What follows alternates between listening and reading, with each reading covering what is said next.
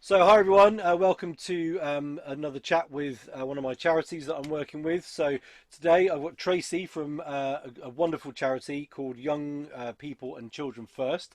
So, Tracy, how are you doing? Hi, I'm very well, thanks. Good, excellent. Thank you so much for spending some time to have a chat with me. So, first of all, what does Young People and Children First do? What do you guys, how do you guys operate? So, we are a supported housing charity for care leavers and homeless aged 16 to 25. Cool. Okay. So, we have two houses in Thatcham and they're family size houses. So, this is the difference between us and, say, like a homeless hostel. Ours are family size houses um, and it's 24-hour support. So our youngsters come in and they have communal areas and their own bedrooms, but we're there helping them with education, with getting into work, with practical living Yeah. skills like cooking and all the rest of it, um, and any issues they have. So pretty much all of our youngsters have mental health issues. Some have a diagnosis of depression, anxiety. We have autistic youngsters, and some of them come and they have drug or drink issues.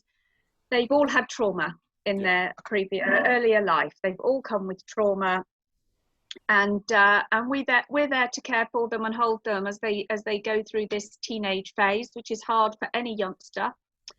So we're their trusted adults, and we are just helping them to find their way through to independence so that when they do leave us, they're confident young adults that have had the opportunities that we all want our own children to have, which they feel are out of their reach.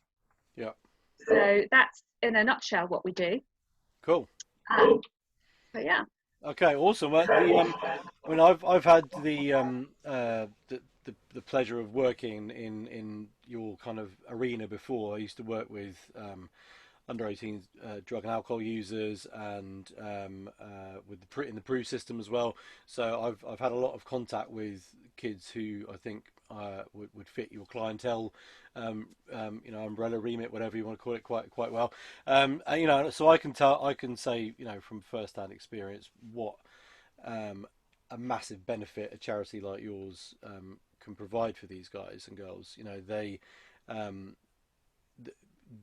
with there's I don't know if it's all kids in the care system, but surely I'm certain that a very high number have got various types of issues, like you said. I won't list them all again, but that's just kind of how the deal works, really, in my Yeah, experience as well. they're in the care system for a Yeah, reason. yeah, So yeah, I would say probably the minimum is neglect. yeah. So yeah, they all come with Low real trust self-esteem. issues. Yeah, trust. Yeah, Yeah, cool. self-esteem.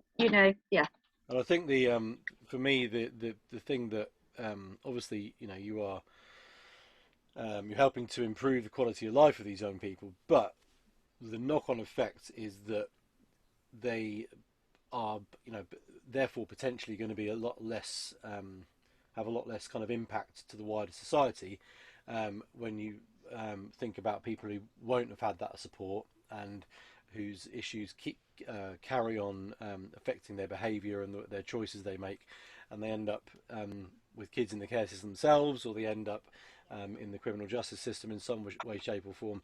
So just to be able to turn a few lives in the right direction, I think the wider impact, which you'll never know, it's completely impossible to quantify or to qualify, but I think the wider impact can't be ignored. So I'm with you yeah. 100% on this. I'm sold. So how has the COVID outbreak affected you guys? Well, at the beginning, it was a massive effect. We have in both of our houses a living supervisor, so there's somebody that lives there, so is there every night, and is a trusted adult for our young people. Yeah. And in one of our houses, this living supervisor suffered from asthma, Right. so she came under this vulnerable category. So as soon as COVID hit, she said, I need to go home to my family. I can't live here anymore. Yeah. So straight away, we had no overnight support at one of our houses. So it was all hands on deck. Myself as CEO, a support manager, support workers, pulling in bank staff. We would do a night each, or 2 nights, 3 nights, so that that support was there. Yep. That was needed more than ever. At the beginning, at least 3 of our young people who do suffer with anxiety thought that they were going to get it, they were going to die. We had panic attacks, you know, they were calling the ambulance. So it was so essential that we were there for them, holding them through that. Yep. And they've all been through, you know, they've got the tools to cope with panic attacks, but it still doesn't take away the fear of feeling like you're having a heart attack and you can't breathe. So anxiety has been a real thing for us. And just being with our youngsters. So we've spent quite a bit of money on, you know, it sounds silly, but, you know, soft things, you know, even like teddies with silky tickets on, you know, just that something for them to think about, you know, soothing music, mindfulness, you know, all those sort of tools, but doing it with them really helps. Just giving it to them, Yeah. they're still alone. So being with them, and, you know, I sang songs on the phone when I was on call to one of our girls who phoned me and said, Tracy, you know, and I said, we're on the beach, we're doing this, we're doing that, and we're singing this song. I'll be there in 10 minutes and just sing with me on the way. And, you know, it's the little things, it really is. And so I would say COVID really had a big effect on anxiety. I think that's going down as we get used to it. We've got a youngster who has got a full-time job. It's an apprenticeship with a fabulous company, but then he was working from home now, and it took a lot for us to get him out to work every day. He's autistic, so his routine just went. Yeah. And now he's working from home in his bedroom, so that will take a lot to get that back up and running again. So financially, obviously, COVID's hit hard. It's our 10th anniversary this year, and we had a lot of events planned to raise money. So we, you know, they've had to be cancelled, but we have just completed a 10-year anniversary fundraising challenge, which was brilliant. So we've just done that. We were just about to acquire a 3rd house before COVID hit. Oh, no. Because the referrals keep on coming in. Yeah. And since COVID, we've had so many more referrals. Yeah. And that's because of breakdown in families, breakdown with foster carers, relationships. You know, it's a lot of stress on a lot of people. And we're full at the moment. And this 3rd house, I probably could have filled 3 times. Yeah. So at the moment, basically myself and my wonderful team, we're a small, tight-knit team, you know, we are keeping our head above water, keeping the charity sustainable so we can get this 3rd house. Yeah, cool. Because it's needed more than ever. And I do predict with our partner organisations that it will be worse when COVID is lifting slightly, because there's a lot of homeless and youngsters that are in nice B&Bs at the moment and travel lodges and all the rest of it, and they're not going to be able to stay there. Yeah. So I was going to ask, what happens to the people who